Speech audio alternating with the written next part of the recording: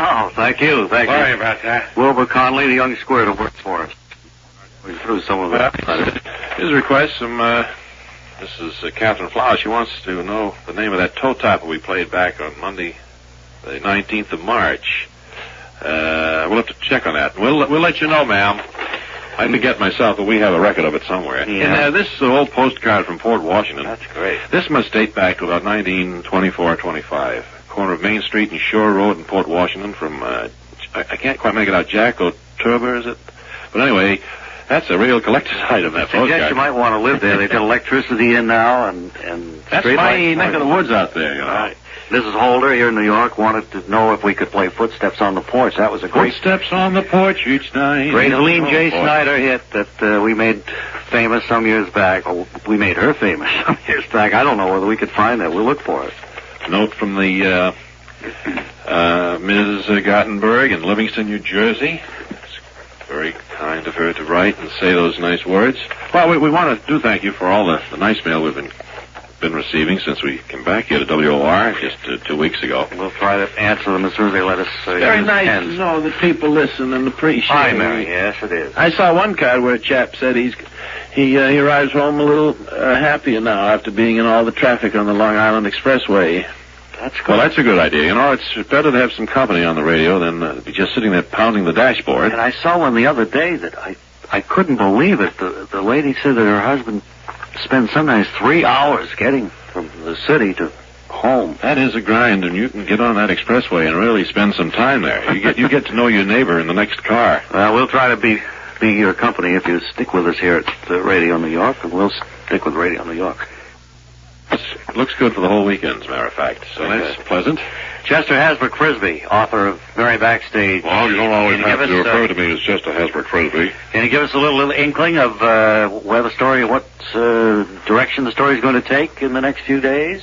They're going to Seattle, I guess. Well, this is Friday, and you always have to establish some sort of what we call a cliffhanger. They always did that, didn't they, in radio? I bring the listeners back on Monday. I remember listening as well. So let me just say that we will have a cliffhanger in today's episode. Something that will make people so anxious to find out what happens and how it will affect the lives of their friends. Wonderful as written by you, device. Chester Hasbrook Frisbee, that they will tune in on Monday.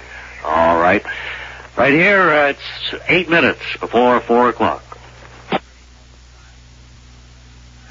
Bob over there, Ray over here, and isn't it a lovely day? Isn't it just wonderful here in New York? Like a very big studio. Well, it is fairly good size. It's linoleum.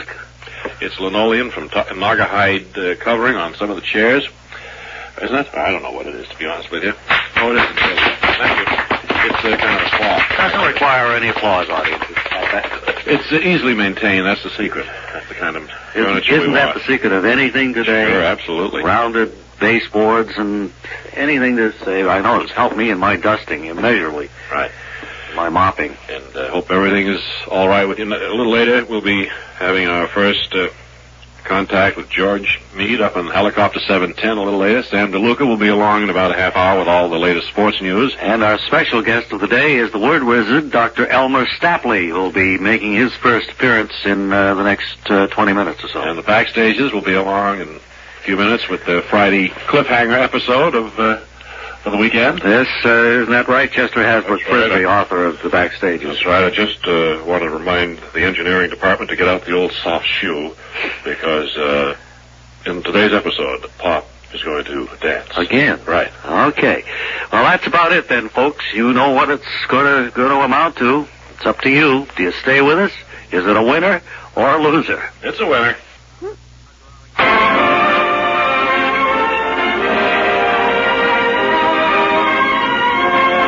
Next, Mary Backstage, Noble Wife, the story of America's favorite family of the Footlights and of their fight for security and happiness against the concrete heart of Broadway.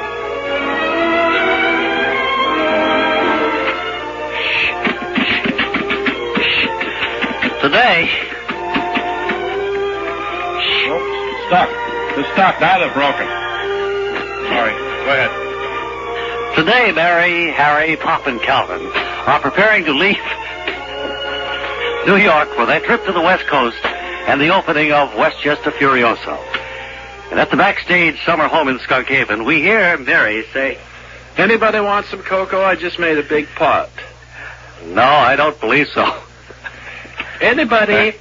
Now I can hear you better, Mary. Anybody would like a pitcher full of Manhattans? Hey. What are you talking about? Hey, now, baby. What are you talking about? Well, I just feel so giddy thinking that we'll be leaving for Seattle in a few days. On Monday, I think our tickets call for us to leave, and we're going by train, Calvin. Oh, really? Oh, really? You're not flying? No. We thought it might be nice to take a leisurely trip by train to the coast. Yes, we thought it would be nice to get to see the country, and also it would give us an opportunity to learn our lines. So by the time we get to Seattle, we'll be able to enjoy salmon and won't have to stay home and read our lines. Some of them Enjoy what? crabs, too. Salmon. Those what? Dungeness crabs. Don't they get those out that way? Oh, they're so delicious. Yes, and those, I'm trying to think, those gooey ducks. Chocolate-covered peanuts? They have gooey ducks in Seattle. What is that exactly? I've heard it's some kind of a seafood, isn't it? It's a clam, you can't believe the size of it. It's about 4-pound clam. Wow, makes me sick to think of it. Well, I don't think we'll bother with the gooey ducks while we're there. But we will be able to see some of the countryside along the way and learn our lines, as you say. I'll bet a lot of the country has changed since we last traveled, Mary. Oh, yes, the buffalo have been almost wiped out, you know, the bison. I know they have. Well, let's get to the cliffhanger because Mary, this episode is nearly over. Mary, are you going to take this dining room table with you? No, we're not taking any furniture with us, Calvin. We won't be there for forever, What you in know. the world would we take the dining room table with us for? Well, it's a nice one, and, you can seat the 6 of us around there comfortably. Well, you can go to a restaurant while we're in Seattle. What are you going over the corner for, Pop? You going to dance a little bit? Hey, I might just do that. Let's all watch Pop dance. Give me a handful of that sand there. Let me spread it around the linoleum. I'll go get the vacuum so it can clean up after you're through there.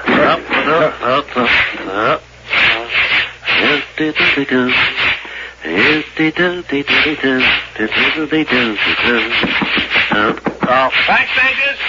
Telegram! Wait a minute. A telegram? Telegram! Good news or bad? I don't know. You'll have to read it yourself. I can't make head or tail of it. Let me see. Hate to get telegrams. Well, don't tear it into shreds. Just read it. Mary, look at this. Oh, my. Oh, my.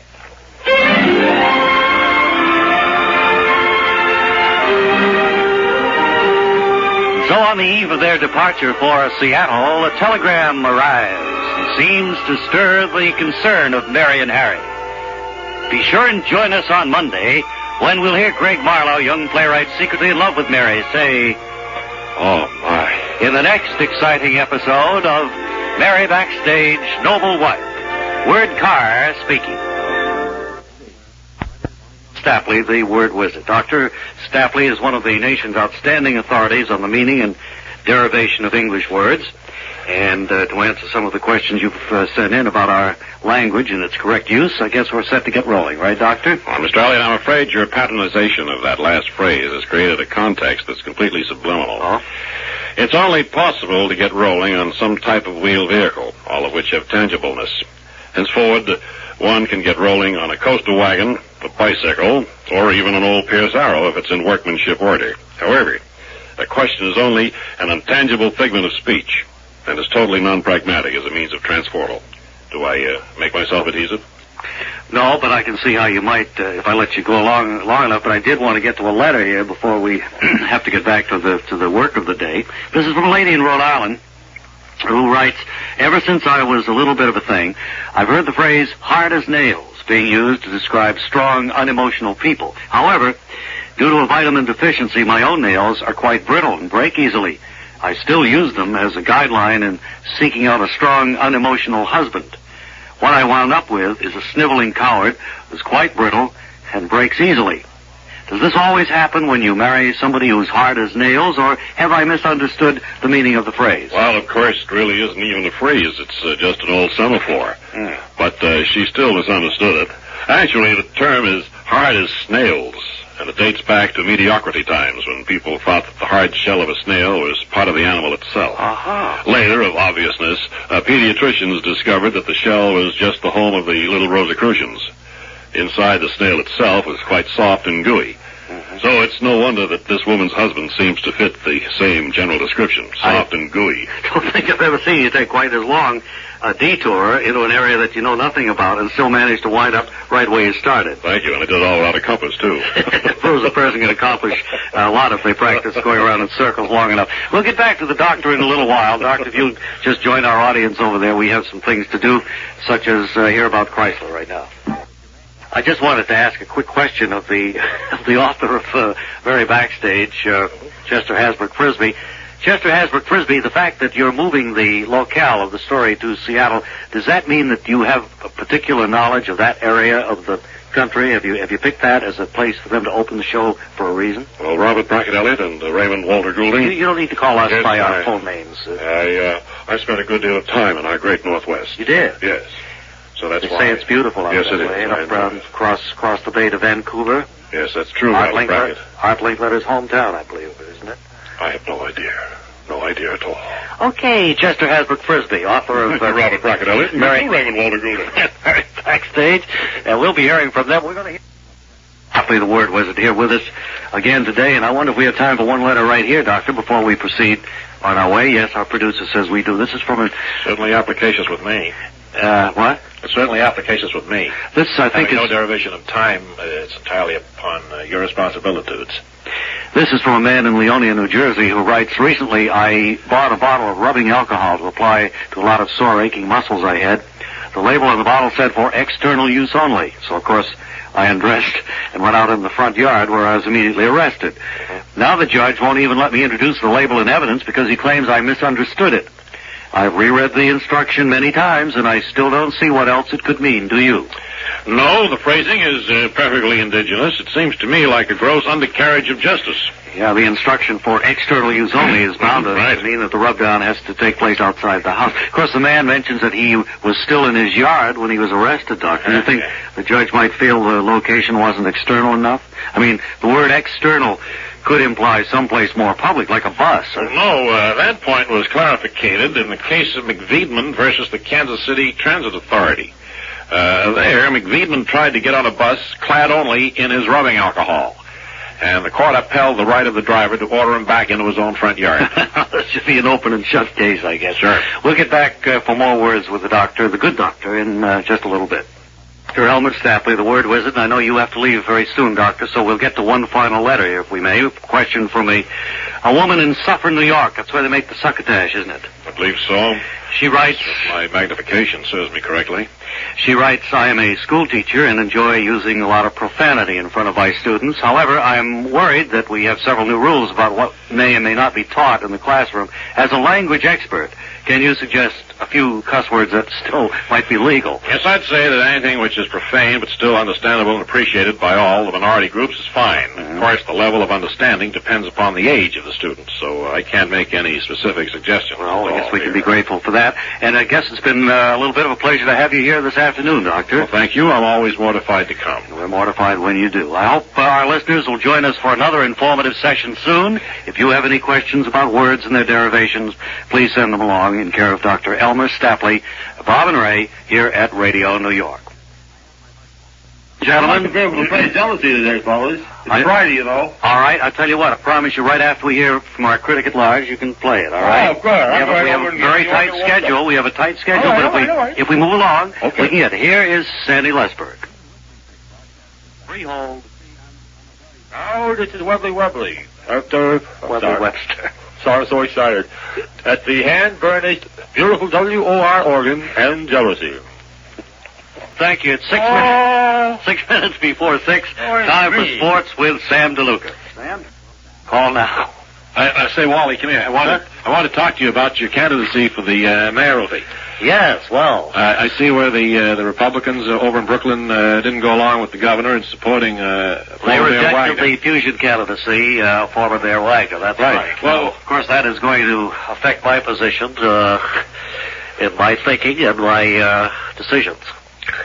Well, look, if you got the support, say, of the Republicans in Brooklyn, would that help your candidacy? I think certainly. I think it would certainly help me, of course.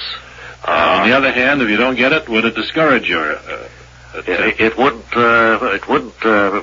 force me to drop out were I to run. Let's put it that way. But you're still. If I were running, I still haven't decided. And as we said earlier, I think the early part of the week is the better time to make an announcement rather than on the weekend when many people are out of town and not maybe paying too much attention to political announcements. Right. Taking it all with a grain of salt, as many people do. Right, Wally Ballou.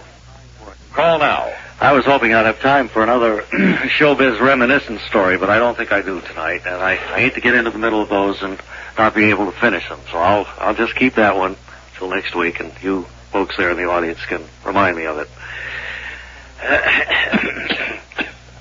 Thank you. Wait. I think it's time now that we settle back and make plans to listen to all the sports news, Mr. Bob. All right. And you too, Mr. Ray and Mr. Stan. Let's see, something I wanted to say and it slipped my mind. Something about your diet? No. Your weekend? Weather? No. Sports plans? You going to play baseball this weekend? Yeah, that's it. Looks like a good day to limber up the old baseball mitt and glove. Get out and break it in this weekend. And start breaking off my curveball. Now watch your back. Right. Okay, let's check on all the sports news with Stan Lomax now. But again, thank you, Stan, for all the sports news, and that kind of wraps it up for this week. Yeah, for today and this week. We'll be back on Monday. Do you have any big plans? Not until Monday. I have some big ones for Monday, and I'll tell you more about that come Monday afternoon. We want to give credits where credits are due for this week. Our producer has been Michael Wiseman. And Ronnie Hopper and George Black, our engineers. The Animal Acts were staged by Roger Barstow. And, well, that's about it. Well, we want to thank Moms, our wardrobe lady, for taking care of our clothes, our stage clothes all this week. Well, we could go on and on with these credits, but I think we better stop now. I suppose we should. Until Monday, this is Ray Goulding reminding you to write if you get work. Bob Elliott reminding you to hang by your thumb. This is WOR New York.